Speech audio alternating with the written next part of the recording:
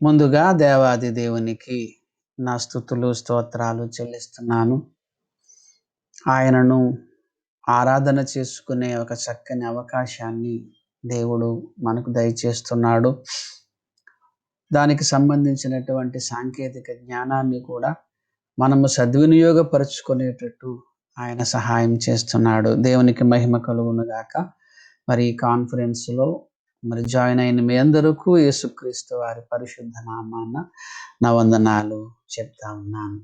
ప్రియ దేవుని సంఘమా, ఈరోజు వాక్య పరిచర్య నిమిత్తము ఏర్పాటు చేయబడిన వాక్య భాగము 1వ కొరింథీలకు రాసిన పత్రిక 14వ అధ్యాయము 12వ వచనము. 1వ కొరింథీలకు రాసిన పత్రిక 14వ అధ్యాయము 12వ వచనము. మీరు ఆత్మ సంబంధమైన వరముల విషయమై ఆసక్తి గలవారు కనుక సంఘమునకు క్షేమాభివృద్ధి కలుగు నిమిత్తము అవి మీకు విస్తరించున్నట్లు ప్రయత్నము చేయుడి. మీరు ఆత్మ సంబంధమైన వరముల విషయమై ఆసక్తి గలవారు కనుక సంఘమునకు క్షేమాభివృద్ధి కలుగు నిమిత్తము అవి మీకు విస్తరించున్నట్లు ప్రయత్నము చేయండి. సంఘ క్షేమము కొరకు దేవుడు ఆత్మ వరములను ఇచ్చాడు. దేవునికి మహిమ కలుగునుగాక. ఆత్మ వరములు అనేటువంటి విషయాన్ని మనం చాలాసార్లు విన్నాము, సంఘములో విన్నాము. మనం చాలాసార్లు దీని కొరకు స్టడీ చేశాము కూడా. దీనిని గూర్చినటువంటి వివాదాలు కూడా లేకపోలేదు. సరే, ఇక్కడ దేవుడు ఆత్మవరములు ఇవ్వడానికి గల కారణం ఏమిటంటే సంఘ క్షేమాభివృద్ధి నిమిత్తం ఇచ్చాడు. సంఘ క్షేమాభివృద్ధి నిమిత్తం అంటే ఓన్లీ ఆదిమ సంఘము యొక్క క్షేమాభివృద్ధి నిమిత్తమేనా? మనది సంఘము కాదా? మన సంఘానికి కూడా క్షేమము ఉండాలి కదా. సో భూమి మీద సంఘము ఉన్నంత కాలము సంఘము యొక్క క్షేమాభివృద్ధి కొరకు ఆత్మ వరములను దేవుడు మనకు దయచేశాడు. దేవునికి మహిమ కలుగునుగాక. 1వ కొరింథీలకు రాసిన పత్రిక 12వ అధ్యాయము 7 నుంచి 11 వరకు ఒకసారి చూద్దాం. 1వ కొరింథీలకు రాసిన పత్రిక 12వ అధ్యాయము 7 నుంచి 11 వరకు. ఆయనను అందరి ప్రయోజనము కొరకు ప్రతివానికి ఆత్మ ప్రత్యక్షత అనుగ్రహింపబడి చున్నది. అందరి ప్రయోజనము కొరకు అనే మాటలో మనం కూడా ఉన్నాం. ఆయనను అందరి ప్రయోజనము కొరకు ప్రతివానికి ఆత్మ ప్రత్యక్షత అనుగ్రహించబడుచున్నది. ఎలాగనగా ఒకనికి ఆత్మ మూలముగా బుద్ధివాక్యమును, మరి ఒకనికి ఆ ఆత్మను అనుసరించి జ్ఞానవాక్యమును, మరి ఒకనికి ఆ ఆత్మ వలననే స్వస్థపరచు వరములను, మరి ఒకనికి అద్భుత కార్యములు చేయు శక్తియు, మరి ఒకనికి ప్రవచన వరమును, మరి ఒకనికి ఆత్మల వివేచనయు, మరి ఒకనికి నానావిధ భాషలను, మరి ఒకనికి భాషలు అర్థము చెప్పు శక్తియు అనుగ్రహింపబడి ఉన్నవి. అందరి ప్రయోజనము నిమిత్తం అన్ని కాలాలలో ఉంటున్నటువంటి సంఘ సభ్యుల క్షేమము కొరకు దేవుడు ఆత్మవరములను ఇచ్చాడు. సంఘాభివృద్ధి నిమిత్తం ఇచ్చాడు. దేవుడు ఏది ఇచ్చినా దానికి ఒక కారణం ఉంటుంది అనే విషయాన్ని మనం గమనించాలి. ఆత్మవరాలను దేవుడు ఎందుకు ఇచ్చాడు సంఘానికి అంటే సంఘము యొక్క క్షేమాభివృద్ధి నిమిత్తం. ఇచ్చాడు. అలాగే మార్కు సువార్త 16వ అధ్యాయము 20లో మనం చూస్తే వారు బయలుదేరి వాక్యమంతటా ప్రకటించిరి. ప్రభువు వారికి సహకారుడై ఉండి వెనువెంటు జరుగుచూ వచ్చిన సూచక క్రియల వలన వాక్యమును స్థిరపరచుచుండెను. ఇక్కడ వారు వాక్యాన్ని ప్రకటిస్తున్నారు. ఆ ప్రకటించబడినటువంటి వాక్యము యథార్థమని ఆ వినిన వారి హృదయములో స్థిరపరచబడడానికి అక్కడ సూచక క్రియలు అనేటువంటివి ఉపయోగపడ్డాయి. వారు ఒక అద్భుతాన్ని చేసేవారు. ఆ అద్భుతాన్ని వారు చూసేవారు, ఆశ్చర్యపడేవారు. వారు చెబుతున్న మాటలు వినేవారు.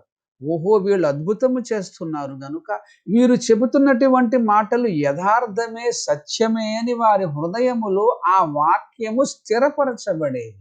అంటే స్థిరపరచబడటము, దృఢపరచబడటం అంటే వారు విన్నది యథార్థమని వారి హృదయములో వారు అంగీకరించటం. దాని కొరకు ఈ ఆత్మవరాలు అనేటువంటివి ఉపయోగపడ్డాయి. వాక్యము యథార్థము అని మనం నమ్మడానికి, సంఘ క్షేమాభివృద్ధి కొరకు, సంఘము యొక్క ఆత్మ సంబంధమైన ప్రయోజనాల నిమిత్తము. అలాగే ఇంకొక కారణం కూడా ఉంటుంది చూడండి. ఇదే 1వ కొరింథీయులకు వ్రాసిన పత్రిక 14వ అధ్యాయము ప్రారంభ వచనము. 1వ కొరింథీయులకు వ్రాసిన పత్రిక 14వ అధ్యాయము ప్రారంభ వచనము. ప్రేమ కలిగియుండుటకు ప్రయత్నించుడి. ప్రేమ కలిగియుండుటకు ప్రయత్నించుడి. ఆత్మ సంబంధమైన వరములను ఆసక్తితో అపేక్షించుడి. ఆత్మ సంబంధమైన వరములను ఆసక్తితో అపేక్షించుడి అని చెబుతూ పైన ప్రేమ కలిగియుండుడి అంటున్నాడు. అంటే సహోదర ప్రేమ నిమిత్తము ఈ ఆత్మ సంబంధమైన వరములు ఇయ్యబడ్డాయి.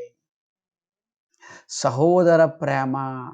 నాకు స్వస్థత వరం ఉందనుకోండి. మిమ్మును స్వస్థపరిస్తే మీకు నాకు ప్రేమ ఏర్పడుతుంది. సహోదర ప్రేమ నిమిత్తము, సంఘ క్షేమాభివృద్ధి నిమిత్తము, విన్న వాక్యము లేక చదివిన వాక్యము అది యథార్థమేనని రూఢీపరుచుకోవడానికి, మన హృదయములో స్థిరపరుచుకోవడానికి ఈ ఆత్మవరాలు ఇయ్యబడ్డాయి. అలాగే చూడండి 1వ కొరింథీయులకు వ్రాసిన పత్రిక 14వ అధ్యాయమే కింద ఇప్పుడు మనం చదివాం కదా, కిందకు వస్తున్నప్పుడు 4, 5 వచనాల దగ్గరికి మనం వస్తున్నప్పటికీ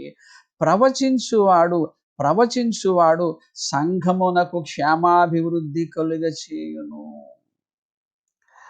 ప్రవచించువాడట సంఘ ప్రవచన వరం అనేటువంటిది ఆత్మవరాలలో ఒకటి. ఎందుకు ఆ ప్రవచన వరం ఎందుకు ఇచ్చాడు అంటే సంఘ క్షేమాభివృద్ధి నిమిత్తం ఇచ్చాడు. సంఘ క్షేమాభివృద్ధి నిమిత్తము, సహోదర ప్రేమ నిమిత్తము, విన్న వాక్యము, చదివిన వాక్యము అది యథార్థమేనని నమ్మటం కొరకు దేవుడు ఈ ఆత్మవరాలను ఇచ్చాడు. అలాగే రోమీలకు వ్రాసిన పత్రిక ప్రారంభ అధ్యాయము ఒక్కసారి 8 నుంచి నేను చదువుకుంటా వస్తున్నాను చూడండి. మీ విశ్వాసము సర్వలోకమునకు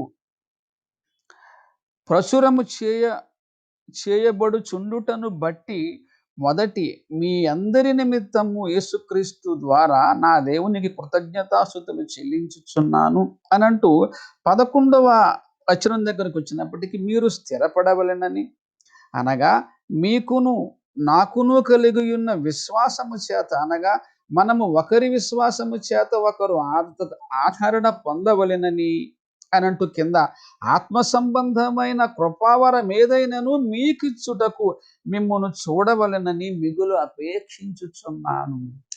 విశ్వాసములో బలపరచబడడానికి ఈ కృపావరాలు అవసరమవుతున్నాయి. చూసారా, విశ్వాసములో బలపడడానికి, సంఘ క్షేమాభివృద్ధి నిమిత్తము, సహోదర ప్రేమ నిమిత్తము, విన్న వాక్యము యథార్థమని మన హృదయములో స్థిరపరుచుకునే నిమిత్తము, ఈ కారణాల వలన దేవుడు ఈ ఆత్మవరాలను సంఘానికి ఇచ్చాడు. అయితే ఏ ఉద్దేశము వలనైతే ఆయన ఇచ్చాడో ఆ ఉద్దేశములు కొరకే ఆత్మవరాలు వాడబడతాయి తప్ప అవి ఒక మ్యాజిక్ షో లాగా, లేకపోతే ఏదో మన ఇష్టానుసారముగా వాడుకోవడానికి దేవుడు ఆత్మవరాలు ఇవ్వలేదు. యేసుక్రీస్తు వారు 40 రోజులు ఉపవాసం ఉంటాడు, ఆకలి వేస్తుంది. అదే సమయానికి సాతాను వచ్చి నువ్వు దేవుని కుమారుడవైతే రాళ్లను రొట్టెగా చేసుకోండి, ఒక అద్భుతాన్ని చెయ్యి. ఆయన చేసుకోలేడా? సాతాను అలా చెప్పినప్పుడు ఆయన చేసుకోగలడు.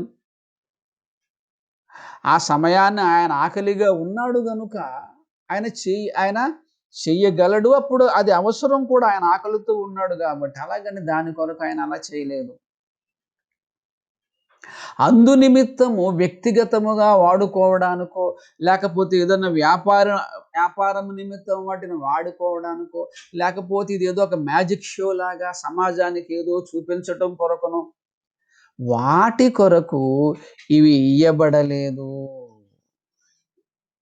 ఒక ప్రత్యేకమైన ఉద్దేశముతో ఆత్మవరాలు ఇయ్యబడ్డాయి. సంఘ క్షేమాభివృద్ధి నిమిత్తము, సహోదర ప్రేమ నిమిత్తము, విన్న వాక్యము, చదివిన వాక్యము యథార్థమని హృదయములో స్థిరపరుచుకునే నిమిత్తము, దృఢపరుచుకునే నిమిత్తము, విశ్వాసమును బలపరుచుకునే నిమిత్తము, వీటి నిమిత్తం ఇచ్చాడు. వీటి నిమిత్తం ఇచ్చాడు.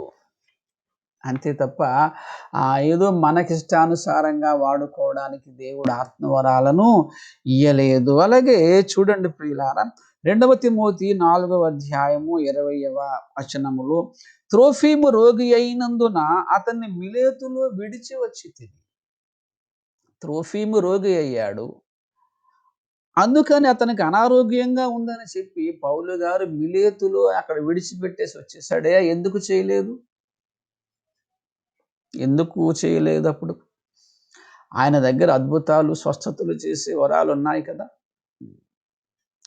తిమోతి గారికి వ్రాస్తూ మీ కడుపు జబ్బు నిమిత్తము ద్రాక్షారసమును ఒక మెడిసిన్గా వాడమని ఎందుకు చెబుతున్నాడు?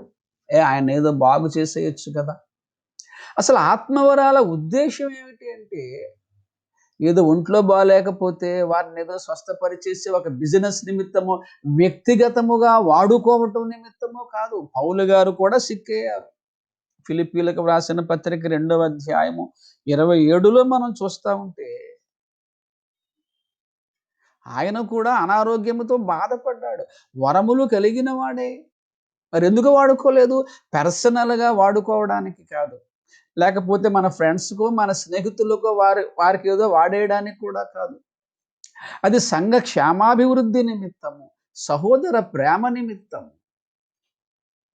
వాక్యము యథార్థమని మన హృదయములో స్థిరపరుచుకునే నిమిత్తము, విశ్వాస నిమిత్తము, ఈ యొక్క ప్రత్యేకమైన కారణాలను బట్టి ఈ ఆత్మవరములు ఇయ్యబడ్డాయి తప్ప ఏదో మన ఇష్టానుసారముగా వాడుకోవడానికి అవి కాదు.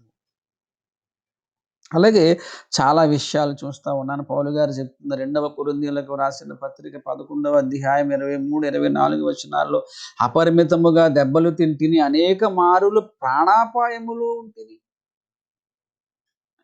యూదుల చేత 5 మారులు దెబ్బలు తింటిని, 3 మారు బెత్తముతో కొట్టబడి తిని, రాళ్లతో కొట్టబడి తిని. ఈ అన్ని బాధల నుంచి మరి ఆయన తప్పించుకోలేడా? ఇప్పుడు కొట్టబడ్డాడు, బెత్తముతో కొట్టబడ్డాడు, రాళ్లతో కొట్టబడ్డాడంటే శరీరం అంతా గాయాలు అయిపోయి ఉంటాయి ఆయనకి. చాలాసార్లు ఆయన కొట్టారు చాలామంది. అతనికి ఉన్నటువంటి ఆ స్వస్థత వరము చేత ఆయనేమీ స్వస్థపరుచుకోలేదే. అలాగేమీ లేదే. ప్రాణాపాయములో ఉంటుందంటే అర్థం ఏమిటి? అంటే చనిపోయేంతగా కొట్టేశారు ఆయన్ని. కానీ ఆయనకున్నటువంటి ఆ స్వస్థత వరము చేత ఆయన స్వస్థపరుచుకోలేదే. అందు నిమిత్తము దేవుడు వరములు ఇవ్వలేదు. ఒక ప్రకృతి సంబంధి అయిన ఒక వ్యక్తి ఆలోచించేటట్టుగా ఆత్మ సంబంధులమైన మనము ఆలోచించకూడదు. అది గుర్తుపెట్టుకోండి. కరోనా వ్యాధి వచ్చింది, ఇన్ని లక్షల మంది చచ్చిపోతున్నారు, స్వస్థత వరం ఉన్న భక్తులారా మీరు ఎక్కడ దాక్కున్నారంటున్నారు. అలా అనేవారు అన్యులైతే ఓకే, వాళ్ళు మనం పక్క పెట్టేయచ్చు. వాళ్ళు ఏదో అంటారు, వాళ్ళు ఓకే. క్రైస్తవులు అడుగుతున్నారండి. క్రైస్తవులు అడుగుతున్నారు. అసలు ఈ వరములు దేవుడు సంఘానికి ఇవ్వటంలో ఆయన ఉద్దేశం ఏమిటి? ఏ పర్పస్ చేత అడిగాడు? ఏ ఏ ఉద్దేశం చేత ఇచ్చాడు? క్షమించాలి. ఎందుకు ఇచ్చాడు? ఉద్దేశము తెలియాలి కదా. కొండ మీదకి తీసుకెళ్తాడు సాతాను. ఇక్కడి నుంచి దూకే, నువ్వు ఇక్కడి నుంచి దూకే, దేవదూతలు నీ పాదాలు పట్టుకుంటారు. అది ఎందుకు ఇచ్చాడు దేవుడు? అది ఆల్రెడీ బైబిల్లో వ్రాయబడి ఉన్న మాటే కదా. అది ఎక్కడ ఉంటుంది? సాతాను యేసుక్రీస్తు వారితో ఏమని చెప్తుందో చూడండి. మత్తయి సువార్త 4వ అధ్యాయము 5-7 వరకు.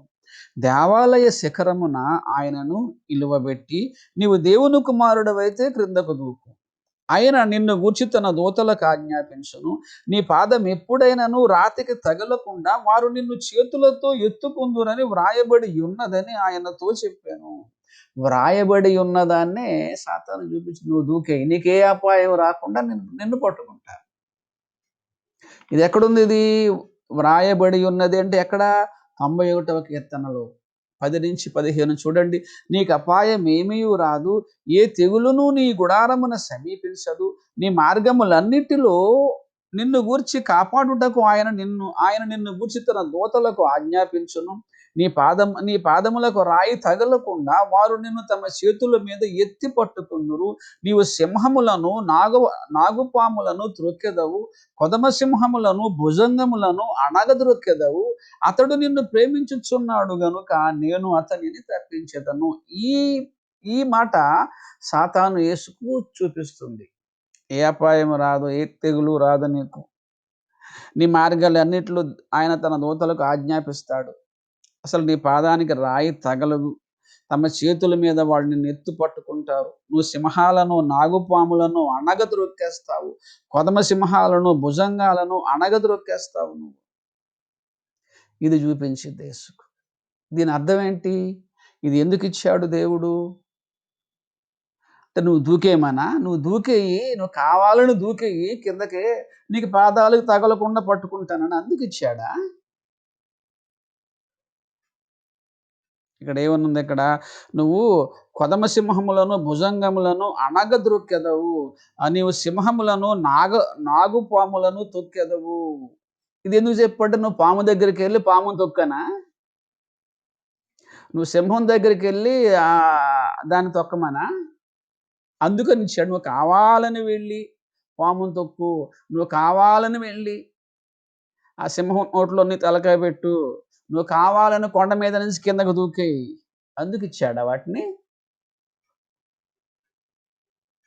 వెంటనే యేసుక్రీస్తు వారు అంటారు, నీవు అందుకు యేసు ప్రభువైన నీ దేవుని శోధింపవలదని మరి ఒక చోట వ్రాయబడి ఉన్నది. దేవునికి మహిమ కలుగును గాక.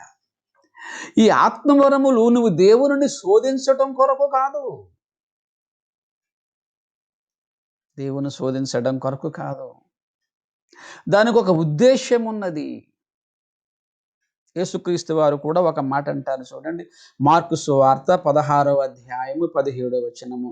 నమ్మిన వాని వలన ఈ సూచక క్రియలు కనపడును, ఏమనగా నా నామమున దెయ్యములను వెళ్ళగొట్టుదురు, క్రొత్త భాషలు మాటలాడుదురు, పాములను ఎత్తు పట్టుకుందురు, మరణకరమైనదేది త్రాగినను అది వారికి హాని చేయదు.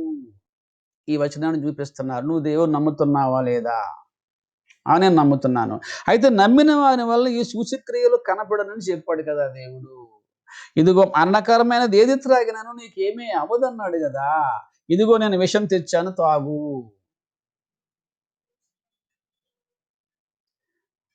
అలా శోధిస్తున్నారండి దేవుని మాటలను. దేవుని మాటలు ఒక ప్రత్యేకమైన కారణాన్ని బట్టి వ్రాయబడ్డాయి తప్ప దేవునిని శోధించడానికి కాదు. ఒక చక్కని మాట చూపిస్తాను ప్రియులారా. 2వ తిమోతి 4:17 చూడండి. నా ద్వారా సువార్త పూర్ణముగా ప్రకటింపబడు నిమిత్తము నేను సింహము నోట నుండి తప్పించబడితిని. పౌలు గారు సువార్తకి వెళ్తారు, మధ్యలో సింహాలయ్యో ఆయనపై దాడి చేసి ఉండొచ్చు, దేవుడు వాటిని తప్పించాడు. దానియేలు గారు ఉన్నారు, దానియేలు గారు విగ్రహారాధన ఏదో చేయమని చెప్తారు వాళ్ళు, నేను చేయను అంటాడు ఆయన. తీసుకెళ్ళి లేకపోతే నువ్వు ప్రార్థన చేయడానికి వీలు లేదు అంటారు కదా, ప్రార్థన చేయడానికి వీలు లేదంటారు. ఆ షడ్రక్ మేషక్ వాళ్ళనైతే విగ్రహారాధన చేయమంటారు, వాళ్ళు చేయమంటారు. దానియేలు గారిని తీసుకెళ్ళి సింహబోన్లో పడేస్తారు. అప్పుడు దేవుడు వారిని కాపాడతాడు. కారణం ఉంది, వాళ్ళు తీసుకెళ్ళి పడేశారు సింహం బోన్లో, అప్పుడు దేవుడు కాపాడాడు. కావాలని నేనే సింహం బోన్లోకి వెళ్తానంటావా? నో. నేను విగ్రహారాధన చెయ్యమన్నారు వాళ్ళు, తీసుకెళ్ళి వాళ్ళని అగ్నిలో పడేశారు, షడ్రక్ మేషక్ వాళ్ళని. దేవుడు వాళ్ళని కాపాడాడు. నిన్ను అగ్నిలో దూకమని అర్థం అక్కడ. షడ్రకు మేషకు అబేద్నెగోలను ఆనాడు దేవుడు అగ్నిలో నుంచి కాపాడాడు కదా! నువ్వు కూడా దమ్ముంటే ఇదో ఈ పదాన్ని వాడుతున్నారు. దమ్ముంటే నువ్వు అగ్నిలో దూకు. నువ్వు వెళ్లి దూకుదామని కాదు. నువ్వు వెళ్లి పాములను పైకెత్తి పట్టుకుంటావని కాదు. నువ్వు దేవుని సువార్తకెళ్తున్నావనుకో, ఏదైనా పాము నిన్ను కాటేసిందనుకో, దేవుడు నిన్ను కాపాడతాడు. అది కూడా వాక్యంలో ఉంది చూడండి. అపోస్తుల కార్యములు 28వ అధ్యాయము 3-6 వరకు. అపోస్తుల కార్యములు 28వ అధ్యాయం 3-6. అప్పుడు పౌలు మోపెడు పొల్లలేరి నిప్పుల మీద వేయగా ఒక సర్పము కాకకు బయటకు వచ్చి అతన్ని చేయి పట్టెను. అప్పుడైతే ఆ విష జంతువును అత్తడైతే ఆ విష జంతువును అగ్నిలో జాడించి వేసి ఏ హానియు పొందలేదు. దేవునికి మహిమ కలుగును గాక. ఇందాక మనం చూసాం కదా, నాగు పాములను త్రొక్కెదవు, నాగు పాములను త్రొక్కెదవు అంటే అర్థము, నువ్వు వెళ్ళి నాగుపామును తొక్కని కాదు అక్కడ అర్థం. నువ్వు సువార్తకు వెళుతున్నప్పుడు నీకు ఏదైనా విష సర్పాలు నీపై దాడి చేస్తే దేవుడు నిన్ను తప్పిస్తాడు. దేవునికి మహిమ కలుగును గాక. చాలాసార్లు మేము సువార్తకు వెళ్తున్నప్పుడు చాలాసార్లు నాతో ప్రయాణం చేసిన వాళ్ళు మన వాళ్ళకి చాలామంది తెలుస్తుంది. రోడ్డుకి అడ్డంగా పాములు వచ్చేస్తూ ఉండేవి. మేము మోటార్ సైకిల్ మీద వెళ్తూ ఉండేవాళ్ళం. దేవుడు తప్పించేసేవాడు మమ్మల్ని,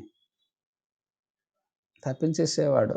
అలా నువ్వు దేవుని పని నిమిత్తము సువార్త కొరకు నువ్వు వెళుతున్నప్పుడు నీ పైన ఏ విధములైన దాడి చేస్తే నువ్వు ఒక ఏజెన్సీ ప్రాంతానికి వెళ్ళావనుకో, కొండలెక్కి సువార్త ప్రకటించాలి. అక్కడి నుంచి నువ్వు జారి పడ్డావు అనుకో, దేవుడు ఆపుతాడు నిన్ను.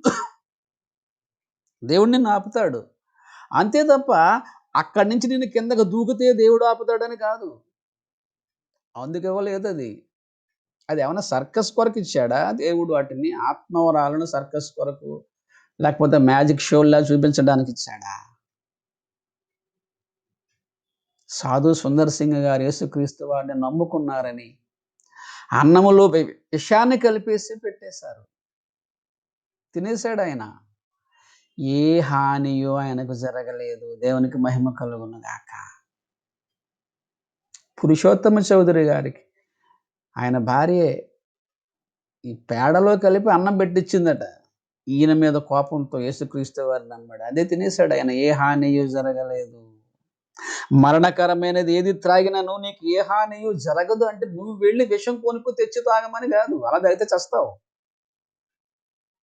దేవుడు ఏ ఉద్దేశము చేత ఇచ్చాడు? ఏ ఉద్దేశము చేత ఇచ్చాడు? ఒకసారి చూడండి, దానియేలు గ్రంథము 6వ అధ్యాయము 22వ వచనము. దానియేలు గ్రంథము 6వ అధ్యాయము 22వ వచనము. నేను నా దేవుని దృష్టికి నిర్దోషినిగా కనబడితిని గనుక ఆయన తన దూతను పంపించి సింహములు నాకు ఏ హాని చేయకుండా వాటి నోళ్ళు మూయించెను. పర్పస్ ఉండాలి, ఒక ఉద్దేశం ఉండాలి. ఏ కారణం లేకుండా ఇదిగో నువ్వు దేవుని నమ్మిన వారి వల్ల నీ సూచక్రియలు వస్తాయని ఉంది కనుక, మరణకరమైనది ఏది తాగినా నీకేం అవదని చెప్పాడు కనుక, ఇదిగో నేను విషం పట్టుకొచ్చాను తాగు, లేదా ఇంక పాముని తీసుకొచ్చాను కోటయించుకో, అందుకు కాదు. ఏంటి ఆత్మవరాలను మనం ఆత్మ సంబంధముగానే ఆలోచన చేస్తున్నామా? బయట ఒక అన్యుడు లేకపోతే బైబిల్ని విమర్శించడానికి వాళ్ళు ఎలాగైతే వాక్యాన్ని చదువుతున్నారో, క్రైస్తవులమైన మనము కూడా అదే విధంగా చదువుతున్నామా? ప్రకృతి సంబంధంగానే చదువుతున్నామా అండి?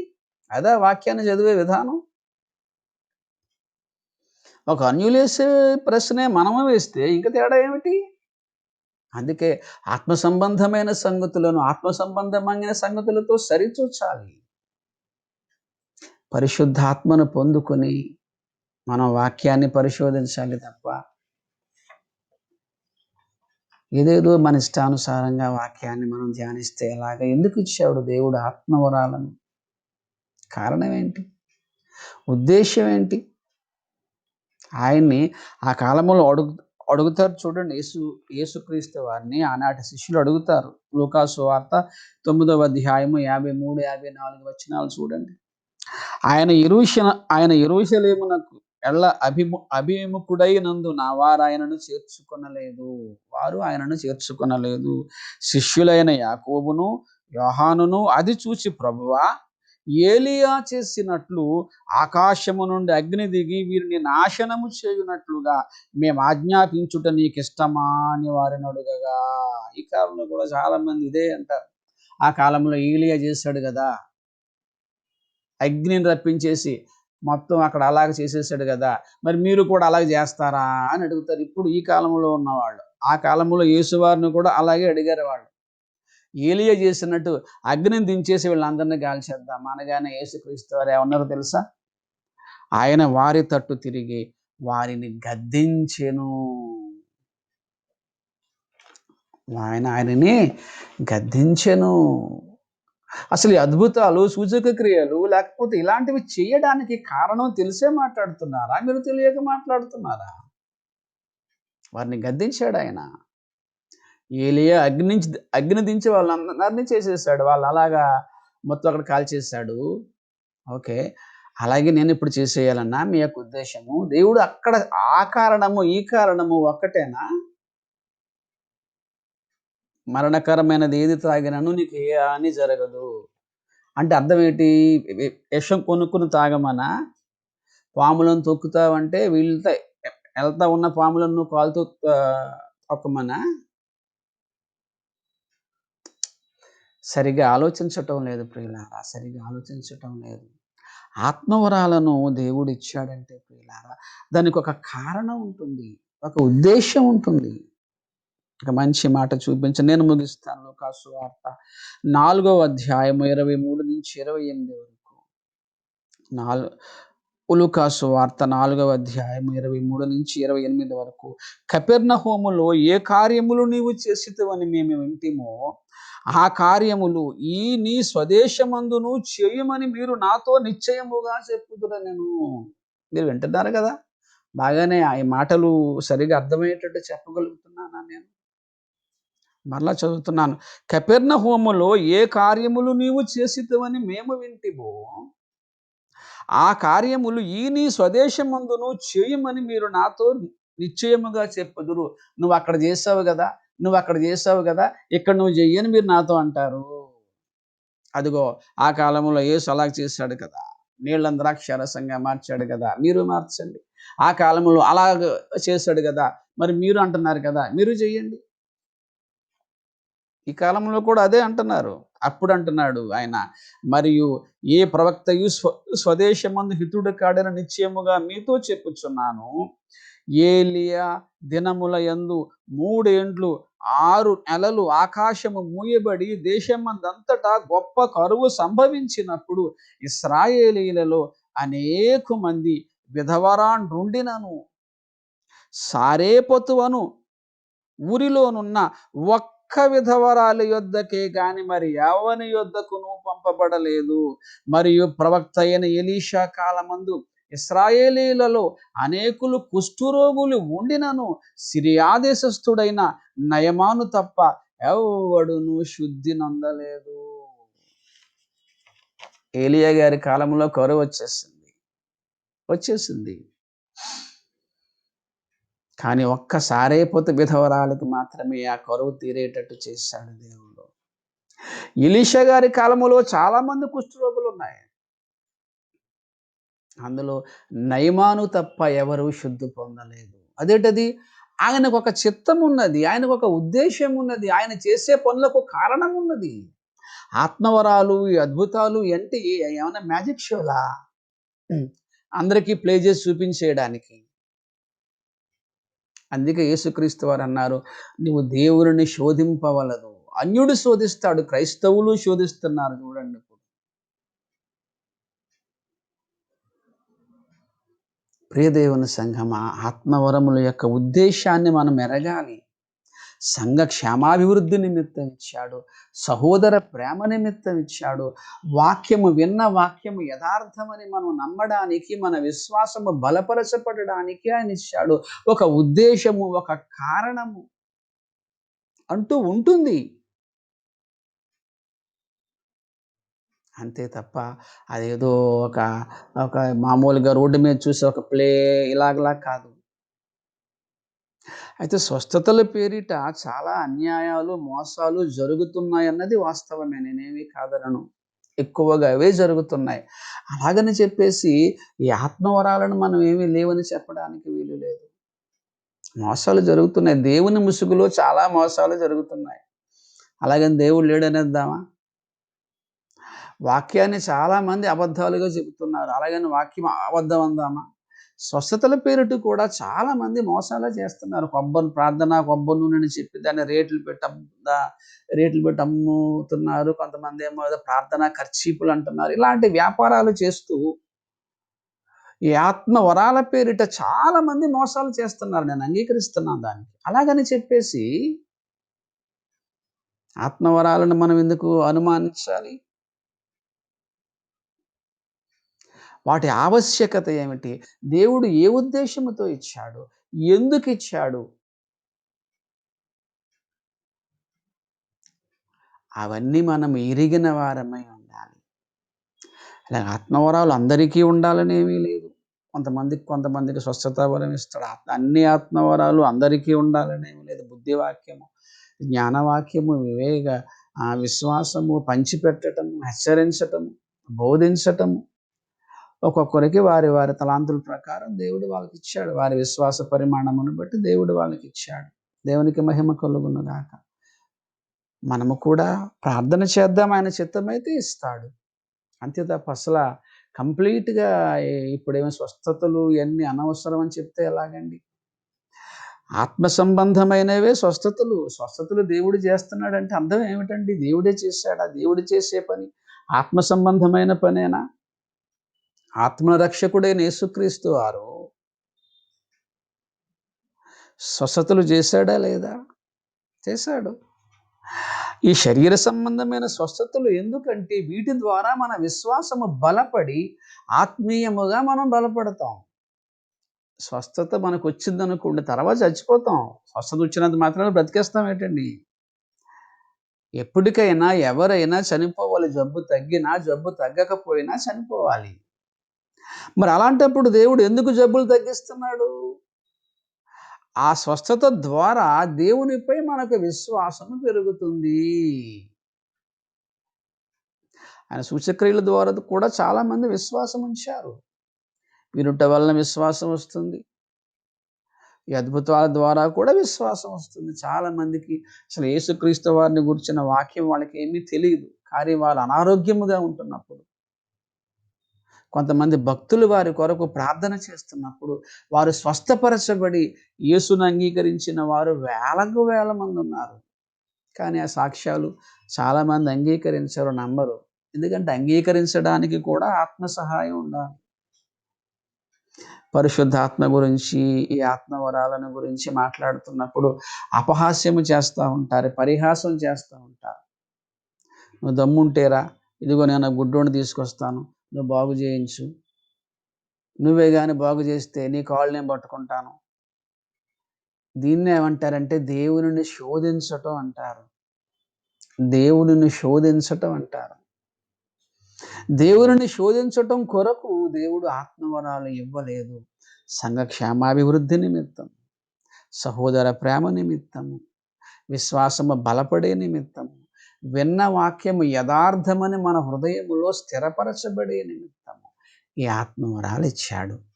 సో ఆత్మవరాల కొరకు ప్రార్థన చేయండి, పొందుకోండి. వాటిని మరి దేవుడు ఏ ఉద్దేశంతో ఇచ్చాడో ఆ ఉద్దేశ ప్రకారం వాడుకోండి. మరి అనేకులకు రక్షణకు వీటిని ఉపయోగించండి. పరిశుద్ధాత్మ దేవుడు మనందరికీ సహాయం చేయునుగాక. ప్రార్థన చేసుకుందాం. ప్రేమ కలిగిన తండ్రి, సార్వత్రిక సంఘ క్షేమము నిమిత్తం మీరిచ్చినటువంటి ఆత్మవరాల నిమిత్తము వందనాలు. అవి ఎందు నిమిత్తమైతే ఇచ్చారో, అవి ఏ విధముగా వాడబడాలో తండ్రి, నీ వాక్యాన్ని బట్టి మేము ఆలోచన చేశాము. తండ్రి, నాయన, ప్రభువా, సంఘ క్షేమాభివృద్ధి నిమిత్తము, సహోదర ప్రేమ నిమిత్తము, వాక్యము యథార్థమని మా హృదయములో స్థిరపరచుకునే నిమిత్తం, ఆత్మ సంబంధమైన ప్రయోజనాల నిమిత్తం తండ్రి, మాకు కూడా మీ చిత్తమైతే కొన్ని ఆత్మవరాలను దయచేయండి. వాటిని తండ్రి మేము సరిగా వాడుకొని మేము ఆత్మీయముగా బలపడటమే కాకుండా అనేకులకు బలపరిచేలాగా సార్వత్రిక యొక్క సంఘ క్షేమము కొరకు వాడబడేలా మాకు సహాయం చేయండి. యేసు వారి పరిశుద్ధ నామాన్ని ప్రార్థన అడిగి వేడుకొంచున్నాము తండ్రి. ఆమేన్. తండ్రి అయిన దేవుని ప్రేమయు, కుమారుడైన యేసుక్రీస్తు వారి కృపయు, పరిశుద్ధాత్మదేవుని అన్యోన్య సహవాసం ఇప్పుడు ఎల్లప్పుడూ సదాకాలం మనందరిపై తోడైయుండును గాక. ఆమేన్. వందనాలండి. అందరికీ వందనాలు అన్న.